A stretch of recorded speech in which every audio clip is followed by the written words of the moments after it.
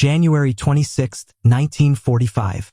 The snow-covered fields outside Holtzwihr, France lay frozen under gray winter skies, and in a drainage ditch 10 yards ahead of his depleted company, 2nd Lieutenant Audie Murphy gripped a field telephone with hands that had long forgotten warmth.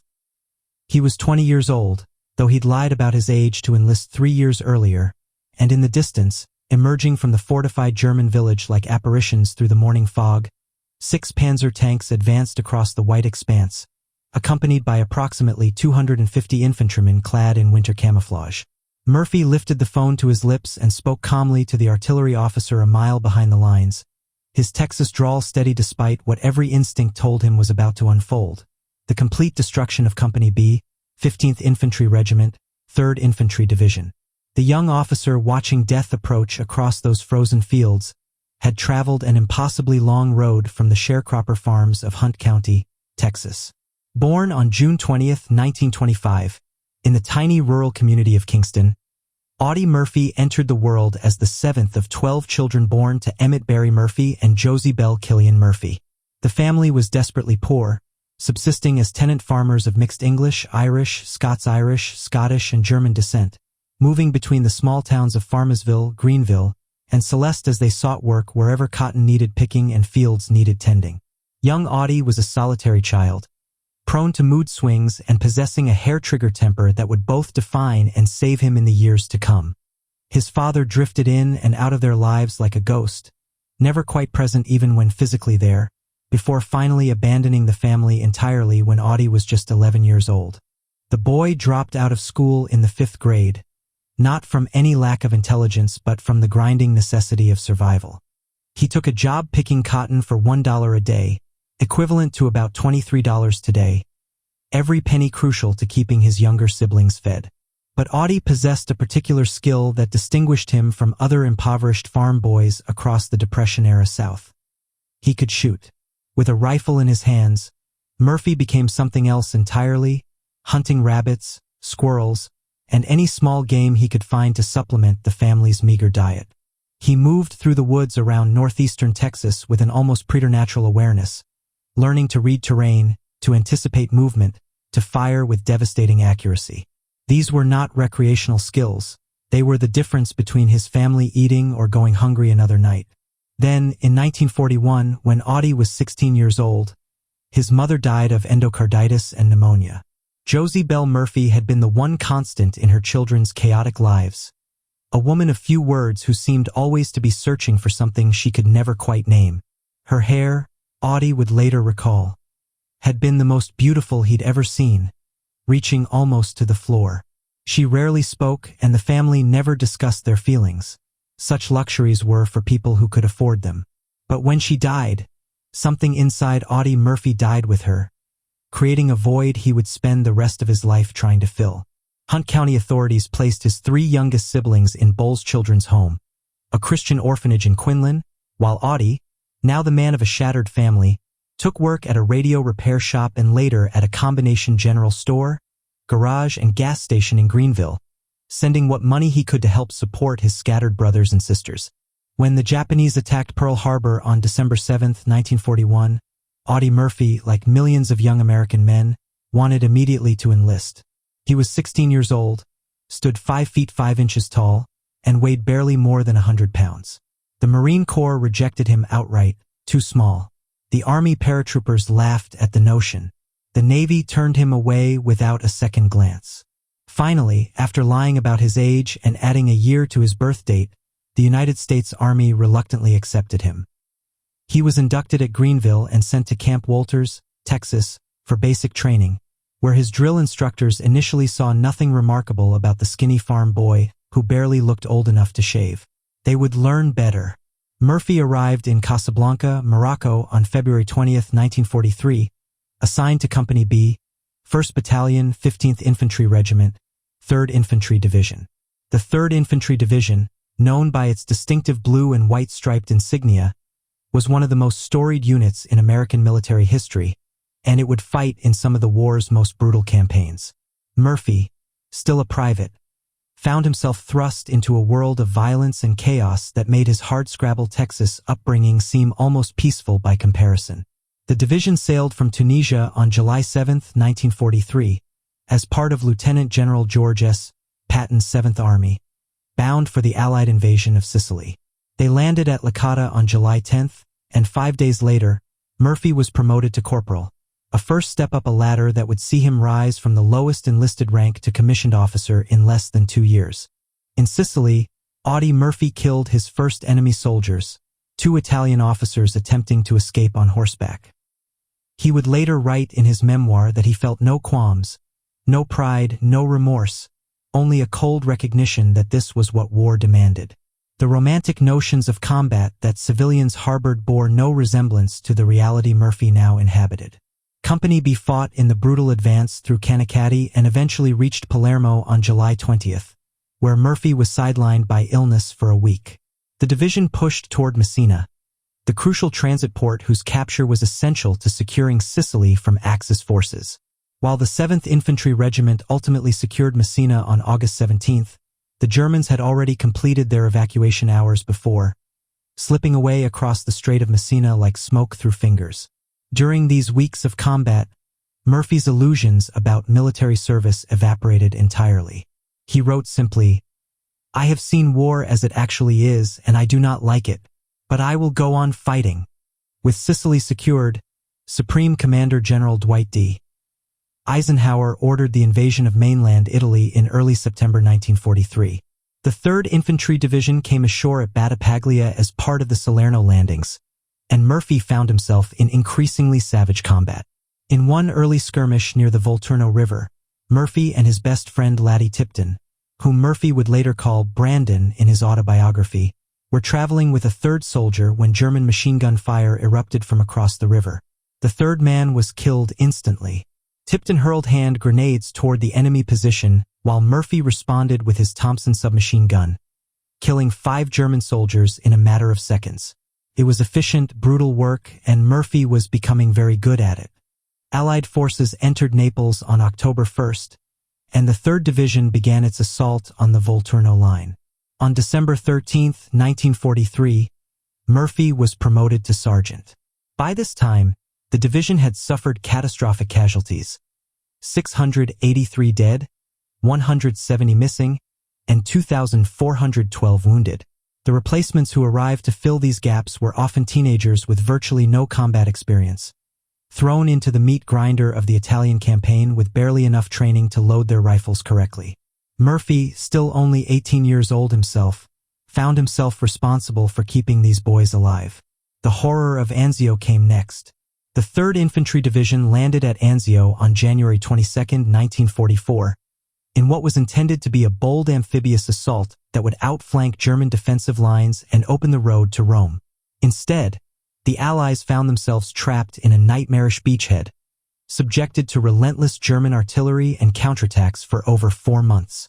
Murphy fought in the defense of the beachhead, in the breakout attempts, in the desperate struggle to hold every yard of blood-soaked ground.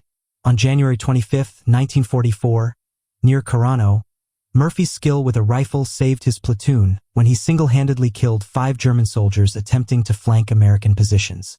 For this action, he received his first Bronze Star. On February 15th, Murphy single-handedly destroyed a German machine gun position, killing the entire crew and enabling his company to advance. He received his first Silver Star. But medals couldn't bring back the friends who died beside him, couldn't erase the screams of wounded men calling for mothers who would never hear them, couldn't stop the nightmares that would haunt him for the rest of his life. The Second Battle of Cisterna began on May 22, 1944, and by May 25th, Cisterna and Cori were in Allied hands after some of the most vicious close-quarters fighting of the entire Italian campaign. Murphy's platoon moved toward Artina, regrouping with the division at Valmontone, and by June 1st, both Valmontone and Labico were under Allied control. On June 4, 1944, Rome fell, and the 3rd Infantry Division was assigned to patrol the Eternal City for 10 days. A brief respite from combat that felt almost surreal after months of continuous battle. On August 4th, Murphy was made platoon sergeant, and 4 days later, the division departed Italy for the invasion of southern France.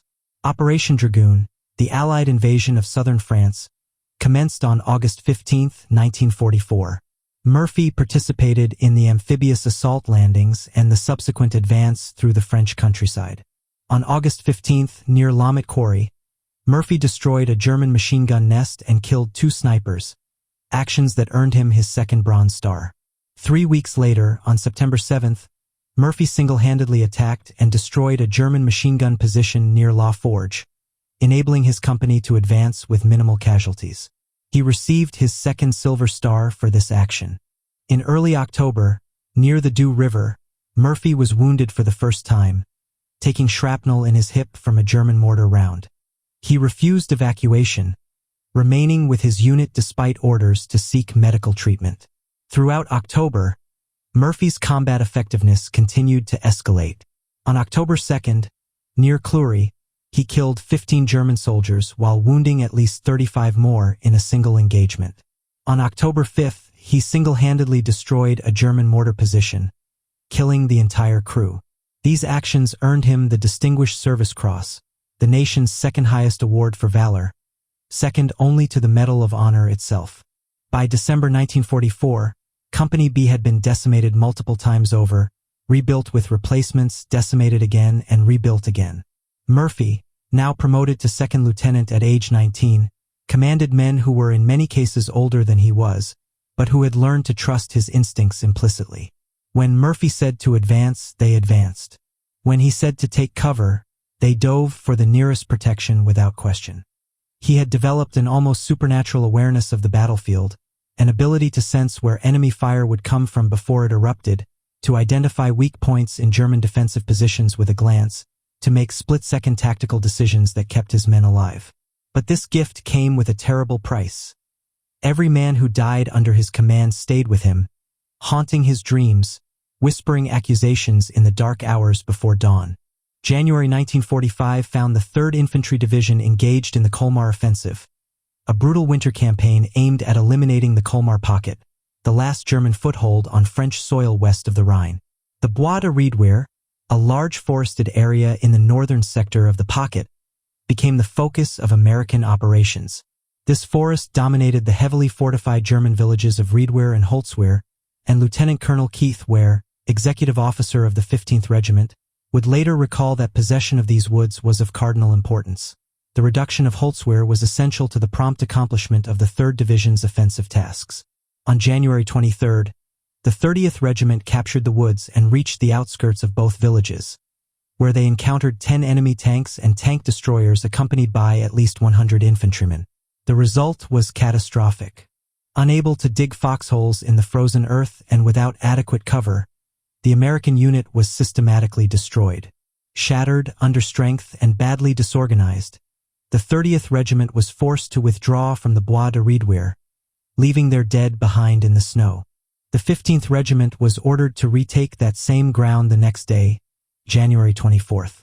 The fighting was so savage that Company B was decimated before even reaching their assigned position. With the exception of Lieutenant Murphy, every officer in the company was killed. 102 of the company's 120 enlisted men were either killed or wounded in a single day of combat. Murphy found himself in command of 18 exhausted, frightened survivors. By midnight on January 25th, Company B had penetrated 600 yards into the woods and established positions north of Holtzwihr, but Murphy knew that dawn would bring a German counterattack. Within the hour, fresh supplies reached the survivors, and they were ordered to move to the southern edge of the woods, facing Holtzwihr directly, and hold the line until relief arrived. The company moved through darkness and snow in the early morning hours, reaching their assigned position before dawn. The men attempted to dig foxholes in the frozen ground, but the earth might as well have been solid granite. The sound of entrenching tools striking frozen soil rang across the landscape like hammer blows on an anvil, futile, exhausting work that yielded nothing but blisters and frustration. Murphy would later recall that this night seemed unusually long and the snow colder than he had ever dreamed possible. The 18 men left in Company B kept digging at that frozen ground, and the only benefit they received was the exercise that kept them from becoming completely immobile with cold. When one man stopped digging, he had to walk around constantly to keep his feet from freezing. Murphy, who had taken command of the skeleton crew during the night, feared a dawn attack and knew his men could not possibly withstand a serious German assault. He reflected on the psychology of combat, noting that dawn breaking seemed more significant than any other time of day or night to an infantryman. It was the accepted time to attack or be attacked. But mercifully, as the overcast dawn broke, two M10 tank destroyers from Lieutenant Colonel Walter E. Tardy's 601st Tank Destroyer Battalion arrived to support Company B's position. To Murphy's relief, the expected dawn attack never materialized. Murphy used the unexpected lull to organize his defenses. He positioned 1 tank destroyer and 5 armored vehicles from the 3rd Reconnaissance Troop to protect his right flank. Company A connected loosely with his left flank. The 2nd tank destroyer selected a position approximately 40 yards ahead of the main line. Murphy established his command post in a drainage ditch just 10 yards in front of the rear tank destroyer, maintaining contact with battalion headquarters a mile to the rear via field telephone. Company B was stretched across the butt end of a large U-shape formed by 2 great fingers of forest that reached toward Holtzwihr. The heavily fortified village sat in plain view across the rolling, snow-covered fields. The 2 tank destroyers straddled a narrow dirt road that ran deep into the woods. Murphy knew that German armor would have to advance along this roadway. Early in the afternoon, he phoned battalion headquarters for last-minute instructions. The news was not encouraging. The 2nd Battalion, 30th Regiment, had not yet arrived to provide reinforcements. His orders were simple and unambiguous. Hold your position. At precisely 2 o'clock in the afternoon on January 26, 1945, German artillery began pounding American positions. From his forward shallow emplacement, Murphy saw the counterattack forming. 6 tanks and approximately 250 infantrymen garbed in white winter camouflage, emerging from Holtzwihr like a white wave across the snowy landscape. At a distance of roughly 1 mile, they were almost impossible to distinguish from the surrounding terrain. Murphy immediately alerted his men, then ran for the field phone and contacted the artillery officer at battalion headquarters, arranging for fire support from the 2nd Battalion. He had barely finished giving the fire order when all hell broke loose. The German preliminary barrage had begun. Private First Class Donald Ekman would remember seeing the pennants on the antennas of the German tanks, a detail that got everyone's attention immediately. Then the men of Company B saw a huge sea of white-clad infantry advancing behind the armor, and every man knew what was coming. The attacking infantry belonged to the elite German 2nd Mountain Division, units that had been transferred to the Colmar region from Norway specifically for this operation. These were not half-trained replacements or garrison troops. They were experienced soldiers who had been trained for operations in mountainous terrain and winter conditions. By committing this elite division to the attack at Holtzwihr, German commanders demonstrated how vital they believed it was to maintain their bridgehead west of the Rhine. The German tactical objective was clear: gain control of the road that led from Holtzwihr through Murphy's position and into the woods beyond regimental headquarters. If successful, the attack would threaten the entire 3rd Division's position in the sector. Murphy recognized immediately that he had to hold this road at all costs. As the Germans came within range, Tardy's tank destroyers opened fire with their 90mm main guns. Murphy watched in dismay as their shells struck the advancing German tanks but bounced harmlessly off the heavily armored hulls. The German armor was superior to anything the Americans had in this sector, probably Panzer IVs or Panthers, and the tank destroyer rounds proved completely ineffective. The German tanks advanced steadily, firing as they came, and knocked out a Company B machine gun crew with their first salvos. Then an 88mm shell from a German tank struck the rear American tank destroyer, piercing its thin armor and killing both the commander and the gunner instantly. The surviving crew members scrambled out of the burning vehicle and retreated into the woods. The crew of the lead American tank destroyer, commanded by Staff Sergeant Joseph Tardif, fought with desperate courage. Tardif and Corporal Robert Hines blazed away with their .50 caliber and .30 caliber machine guns, cutting down German infantrymen as they advanced behind their armor. Then disaster struck. Attempting to maneuver into a better firing position, the crew lost control of their vehicle.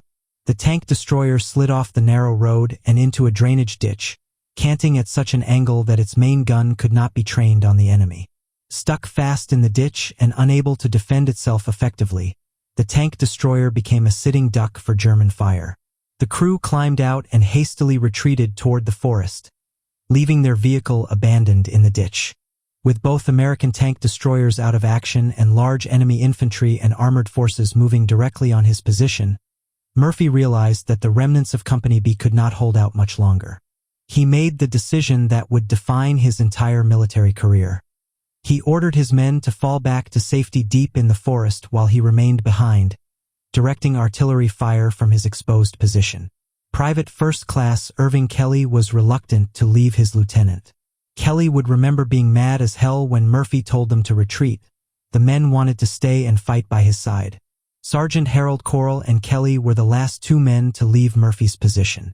Due to a technical problem with forward observer First Lieutenant Walter Weisfinning's radio, Murphy's field telephone was the only means of directing artillery fire.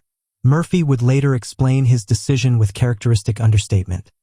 If one man could do the job, why risk the lives of others? Murphy remained at his post, communicating target instructions to battalion headquarters while simultaneously shooting at advancing enemy infantry with his M1 carbine. He loved artillery, he would later recall, and now he called it down with deadly precision. He could see German soldiers disappear in clouds of smoke and snow, could hear them scream and shout, yet they kept coming as though nothing could stop them. The Germans advanced to within 50 yards of Murphy's position when a nervous lieutenant at battalion headquarters inquired about the enemy's precise location. Murphy's response became legendary. "If you just hold the phone a minute, I'll let you talk to one of the bastards." After exhausting all his carbine ammunition, Murphy prepared to fall back to join his company in the woods. Then his eyes fell on the .50 caliber machine gun mounted on the turret of the burning tank destroyer, the one that had been knocked out at the start of the German attack and abandoned by its crew. The vehicle sat just yards away, smoke billowing from its interior where German shells had pierced the armor. Fuel and ammunition could explode at any second, turning the tank destroyer into a coffin of fire and shrapnel. Every tactical instinct Murphy possessed told him to run, to join his men in the relative safety of the forest, to live to fight another day. But Murphy also knew that without heavy weapon support, the German infantry would overrun Company B's position in the woods, and his men would be slaughtered. The .50 caliber machine gun on that burning tank destroyer represented the only chance to stop the German advance. Murphy climbed onto the tank destroyer and grasped the handles of the .50 caliber gun. Private First Class Anthony V. Abramski, watching from the edge of the forest, would later report seeing Murphy climb on top of the burning vehicle while bursts of machine pistol fire from advancing German infantry battered against the hull and treads. Murphy knew the .50 caliber would have no effect on the German tanks. The armor-piercing capabilities of the weapon were insufficient against main battle tanks, so he concentrated his fire entirely on the supporting infantry. He would not waste ammunition on something that direct hits from 90mm shells could not slow down. Instead, he focused on the foot soldiers, believing correctly that the tanks would not advance far without infantry support. Private Charles Owen, one of the 18 men left in Company B, watched in awe from the forest as Murphy raked the oncoming enemy with methodical, devastating fire. Owen would later state that Murphy was extraordinarily effective on that .50 caliber, and he didn't know whether Murphy had ever received formal training on the weapon or not, but the results spoke for themselves. The Germans, Owen noted, were deathly afraid of .50 caliber machine guns because of their armor-piercing capabilities against personnel and light vehicles. Sergeant Elmer Brawley, witnessing the engagement from the fringe of the woods, watched as German infantrymen got within 10 yards of Murphy's position, only to be cut down before they could fire effectively. Murphy killed them in the draws, in the meadows, in the woods, wherever he saw them moving. The German tanks, recognizing that their supporting infantry was being systematically destroyed, fell back to an area in front of the woods and added their murderous fire to the artillery and small arms fire that showered Murphy's position. The billowing smoke from the burning tank destroyer, combined with the constant roar of battle, prevented the Germans from immediately identifying where the devastating machine gun fire was coming from. Murphy would later explain that with all the crackle of small arms fire and large shells exploding constantly, the enemy probably didn't even hear his machine gun fire above the general chaos, much less identify its point of origin. Although the smoke provided some concealment, it also interfered with Murphy's visibility, allowing some enemy soldiers to creep up unnoticed on his right flank. When Murphy finally spotted them, they had stopped in the drainage ditch directly in front of his position and were frantically discussing something, probably trying to coordinate an assault on what they thought was an unmanned machine gun position. Murphy pressed the trigger and slowly traversed the barrel. The bodies of the German soldiers slumped in a stack in the ditch. Suddenly, 2 88mm shells from German tanks slammed into the tank destroyer beneath Murphy's feet.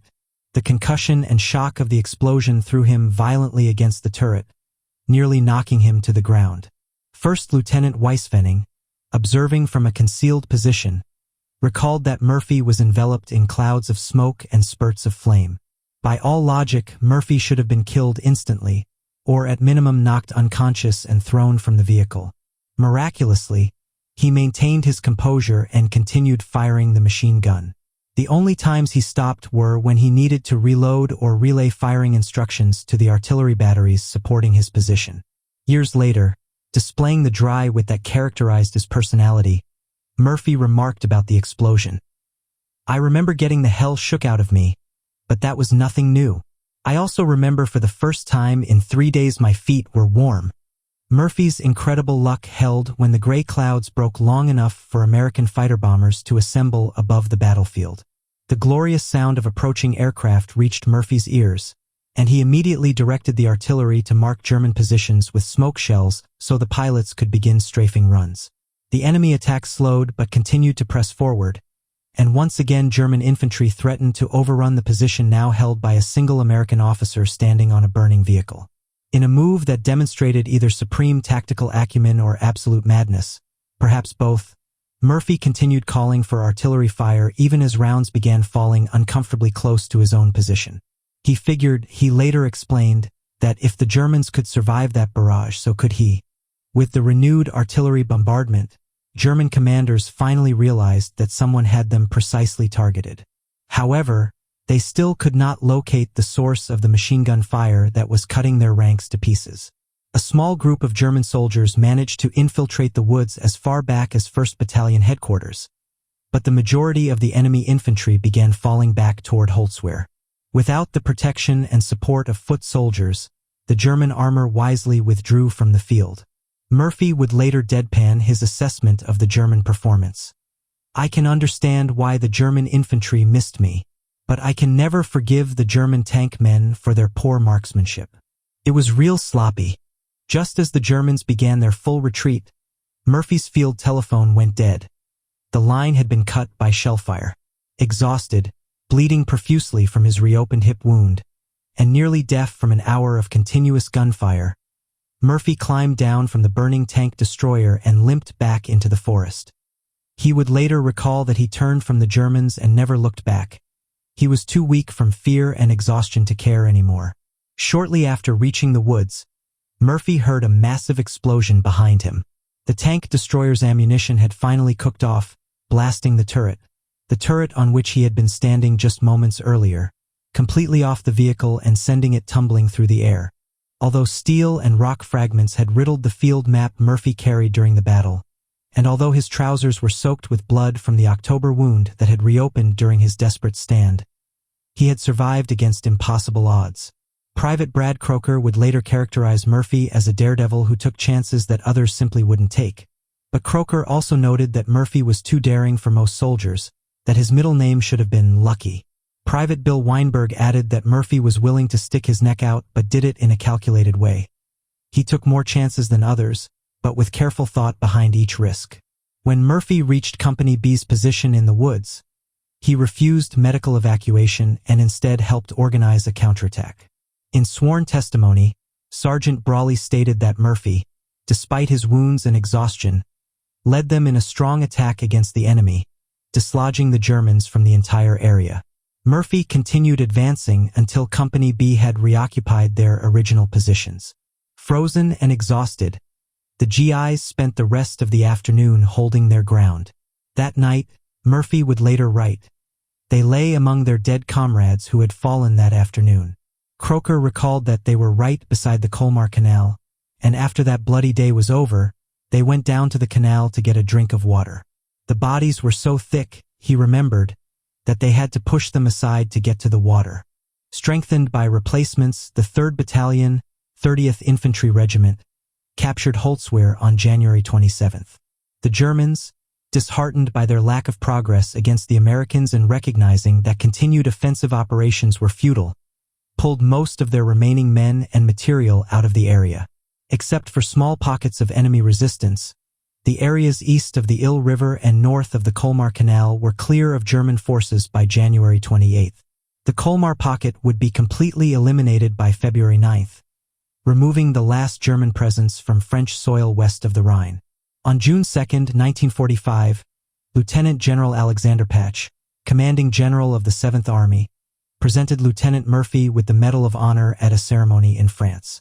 The official citation read in part, "2nd Lieutenant Murphy commanded Company B, which was attacked by 6 tanks and waves of infantry. 2nd Lieutenant Murphy ordered his men to withdraw to prepared positions in a woods, while he remained forward at his command post and continued to give fire directions to the artillery by telephone. Behind him, to his right, one of our tank destroyers received a direct hit and began to burn. His crew withdrew to the woods. 2nd Lieutenant Murphy continued to direct artillery fire, which killed large numbers of the advancing enemy infantry. With the enemy tanks abreast of his position, 2nd Lieutenant Murphy climbed on the burning tank destroyer, which was in danger of blowing up at any moment, and employed its .50 caliber machine gun against the enemy. He was alone and exposed to German fire from 3 sides, but his deadly fire killed dozens of Germans and caused their infantry attack to waver. The enemy tanks, losing infantry support, began to fall back. For an hour, the Germans tried every available weapon to eliminate 2nd Lieutenant Murphy, but he continued to hold his position and wiped out a squad which was trying to creep up unnoticed on his right flank. Germans reached as close as 10 yards, only to be mowed down by his fire. He received a leg wound, but ignored it and continued the single-handed fight until his ammunition was exhausted. He then made his way to his company, refused medical attention, and organized the company in a counterattack which forced the Germans to withdraw. His directing of artillery fire wiped out many of the enemy. He killed or wounded about 50.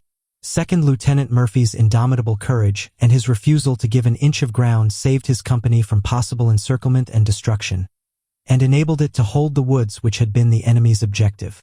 Charles Owen, reflecting years later on what Murphy had accomplished that frozen January afternoon, stated it simply, "He saved our lives. If he hadn't done what he did, the Germans would have annihilated us. We were already beat down pretty bad and about out of ammunition." The Medal of Honor represented the culmination of an illustrious combat career that saw Murphy receive every decoration for valor that the United States could bestow upon a soldier. By the war's end, his decorations included the Medal of Honor, the Distinguished Service Cross, 2 silver stars with oak leaf cluster, the Legion of Merit, 2 bronze stars with V device for valor, and 3 Purple Hearts representing 3 separate combat wounds. Additionally, Murphy received the Presidential Unit Citation and 4 foreign decorations, including France's Chevalier of the Legion of Honor and 2 Croix de Guerre medals, plus Belgium's Croix de Guerre 1940 Palm. His campaign record included participation in 9 major World War II campaigns: Tunisia, Sicily, Naples-Foggia, Anzio, Rome-Arno, southern France, Rhineland, Ardennes-Alsace, and Central Europe. He was, by any objective measure, the most decorated American soldier of World War II. But the decorations told only part of Murphy's story. Throughout his military service, from his first combat action in Sicily through the final days of the war in Germany, Murphy had been credited with killing or wounding approximately 240 enemy soldiers. A staggering combat record that reflected not bloodlust but exceptional tactical skill and an almost supernatural ability to identify and eliminate threats before they could harm American soldiers. His service medical records documented his wounds but revealed nothing about the psychological damage that months of continuous combat had inflicted on his mind. When Murphy returned to the United States after the war, symptoms of what would later be recognized as post-traumatic stress disorder became immediately evident to his family and friends. He was on medication for stomach problems and remained tightly wound, with any unexpected sound triggering a defensive reflex reaction to an imagined attack. When he slept, which was rarely and fitfully, he kept a loaded pistol under his pillow. Recurring nightmares had him reliving the war, repeatedly calling out to individual soldiers by name. Sometimes turning the lights on brought relief, if only to keep him from falling asleep again and being dragged back into those memories. He experienced waking graphic flashbacks that caused him to freeze mid-action, reliving life-threatening moments on the battlefield in vivid, terrifying detail. His first wife, actress Wanda Hendricks, whom he married in 1949, stated that Murphy once held her at gunpoint during a particularly severe episode. She witnessed her husband being moved to tears by newsreel footage of German war orphans, guilt-ridden that his combat actions might have caused these children to lose their parents. As others had noticed since his return from Europe, Hendricks said his sleep was punctuated with the battles he had fought. She tried repeatedly to convince him to seek psychiatric help, but Murphy, like most men of his generation, viewed such assistance as an admission of weakness. During a publicity tour in 1952, his nightmares caused him to beat the wall of his motel room with his bare fists until they bled. His service medical records revealed that the Army was aware of these symptoms and had provided sleeping pills, but there was no indication that the military otherwise provided any counseling or treatment for his post-combat stress. Murphy briefly found a creative outlet in writing poetry after his Army discharge. His poem, The Crosses Grow on Anzio, appeared in his memoir To Hell and Back, though he attributed it to a fictitious character named Kerrigan. The poem captured the haunting reality that followed Murphy home from the war. The faces of dead friends, the weight of command decisions that sent men to their deaths, the impossible burden of survival when so many others had fallen. In the mid-1960s, Murphy recognized that he had become dependent on Placidil, a prescription sleeping medication his doctors had given him to manage his insomnia. Rather than continue the addiction or seek formal treatment that would become public, Murphy locked himself alone in a hotel room for a week and went through withdrawal symptoms until he successfully broke the physical dependence. His friend David Speck McClure, who helped Murphy write his memoir, stated flatly that Murphy never recovered from the war. He simply learned to function despite carrying it with him every day. In an era when combat stress was dismissed as battle fatigue or simply weakness, Murphy eventually made the courageous decision to speak publicly about his struggles. In an effort to draw attention to the combat-related problems facing Korean War and Vietnam War veterans, Murphy broke the taboo about discussing war-related mental health issues. He spoke candidly about his own problems and called on the government to give increased consideration and study to the emotional impact of combat experiences. He advocated for extending Veterans Administration benefits to cover combat stress treatment, comparing the situation to how the Army rehabilitated military dogs for civilian life after the war but simply turned soldiers into civilians immediately and let them sink or swim. Murphy's public profile after the war stemmed initially from a July 16, 1945, Life magazine cover story that featured him as Most Decorated Soldier and brought him to national attention. Actor James Cagney, seeing Murphy's photograph on that Life magazine cover, invited the young veteran to Hollywood in September 1945. Murphy initially had no acting aspirations. He simply needed work and thought he might find employment in the film industry in some capacity. What followed was an unlikely second career that would span more than 2 decades and establish Murphy as a bankable star, particularly in Western films. Murphy appeared in 44 feature films between 1948 and 1971, including The Red Badge of Courage in 1951, directed by John Huston and based on Stephen Crane's classic Civil War novel. His most famous film was To Hell and Back, released in 1955 and based on his own 1949 autobiography of the same name. The film became Universal Pictures' highest-grossing picture until it was surpassed by Jaws in 1975, and Murphy's portrayal of himself brought authenticity to the production that few war films could match. He also developed a parallel career as a country music songwriter, composing songs recorded by artists including Dean Martin, Eddie Arnold, Charlie Pride, and others. Despite his Hollywood success, Murphy remained uncomfortable with celebrity and fame. The soft-spoken veteran never quite adapted to being the center of attention, preferring the company of fellow veterans to Hollywood parties and premieres. He made questionable financial investments and developed a gambling habit that cost him much of the money he earned in films. By the late 1960s, despite decades of steady work in Hollywood, Murphy faced serious financial difficulties that forced him to continue taking film roles even as the quality of projects declined. Murphy also maintained his connection to military service after World War II ended. He joined the Texas National Guard in 1950, transferred to reserve status in 1956, and remained in the Guard until 1969, ultimately achieving the rank of major. The military provided structure and purpose that civilian life often lacked, and Murphy took his reserve obligations seriously, training regularly and maintaining his combat readiness. On May 28, 1971, Memorial Day weekend, Murphy was traveling on business when the private plane carrying him and 5 others crashed in fog and rain near Roanoke, Virginia. The aircraft struck the side of Brush Mountain in Craig County, killing everyone aboard instantly. Murphy was 46 years old. Although he had survived countless combat actions where death seemed certain, he was killed in a senseless accident during peacetime, a cruel irony not lost on those who knew his story. On June 7, 1971, Audie Murphy was buried with full military honors at Arlington National Cemetery. President Richard Nixon released a statement noting that in Audie Murphy's life and through his actions, he not only won the respect and admiration of countless individuals for his own gallant deeds, but also came to epitomize the courage of American soldiers. The nation, Nixon stated, owes him a great debt and mourns his passing. General William C. Westmoreland, Army Chief of Staff, attended the funeral, as did thousands of veterans and civilians who came to pay their respects. Murphy's widow, Pamela, and their 2 sons, Terry and James, watched as an honor guard fired 3 rifle volleys. A bugler played taps, and 6 military pallbearers removed the flag from his casket and presented it to Mrs. Murphy. Murphy was initially buried in Section 46 of Arlington National Cemetery, near the amphitheater. In 1976, the superintendent of Arlington notified Murphy's family that due to the enormous number of visitors to his gravesite, second only to President John F. Kennedy's grave in annual visitors, special accommodations would need to be made. Murphy's grave remains one of the most visited sites in Arlington National Cemetery, with thousands of visitors each year paying tribute to the farm boy from Texas who became a legend. In 1996, the Texas legislature officially designated June 20th, Murphy's birthday, as Audie Murphy Day. In 1999, Texas Governor George W.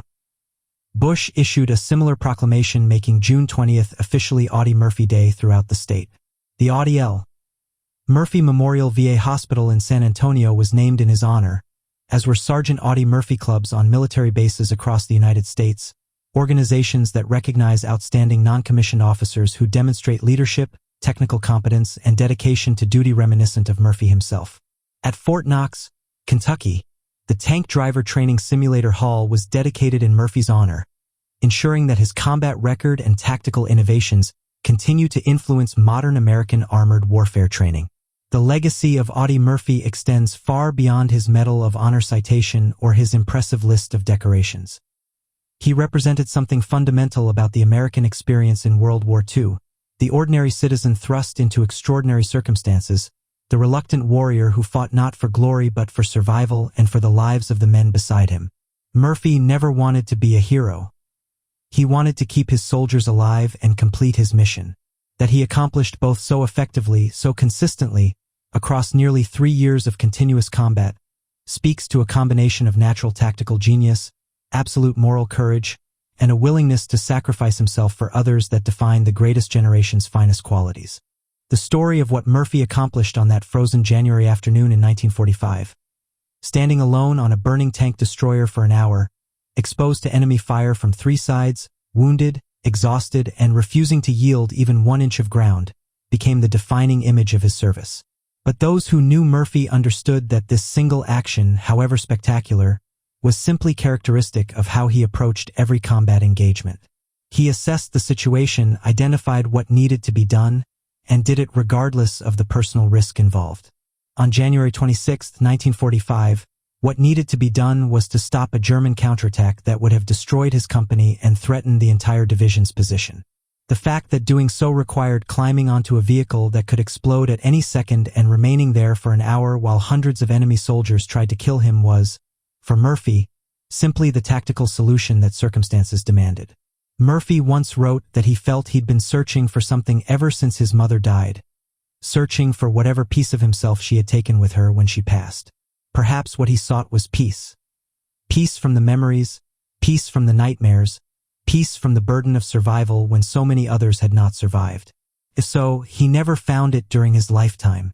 But in death, he found something else. A place among the honored dead at Arlington National Cemetery, eternal recognition for service that inspired generations of American soldiers, and the knowledge that the men of Company B, 15th Infantry Regiment, 3rd Infantry Division, lived because of what he did on a frozen field in France when he was 20 years old. The crazy farm boy from Texas who was too small for the Marines, who picked cotton for $1 a day, who learned to shoot hunting rabbits to feed his starving siblings, who lied about his age to enlist in the army. This undersized, impoverished kid with a 5th-grade education became the most decorated American soldier of World War II and saved the lives of 18 men through an act of courage so extraordinary that it defies easy comprehension. Audie Murphy's story reminds us that heroes are not born but forged in the crucible of impossible circumstances, that courage is not the absence of fear but the refusal to surrender to it, and that sometimes a single individual, standing alone against overwhelming odds, can change the course of history. That is the legacy of Audie Murphy, and that is why his grave at Arlington National Cemetery remains, more than 50 years after his death, a place of pilgrimage for those who understand that freedom has always been purchased at a terrible price by ordinary people who, when tested, proved themselves capable of extraordinary things.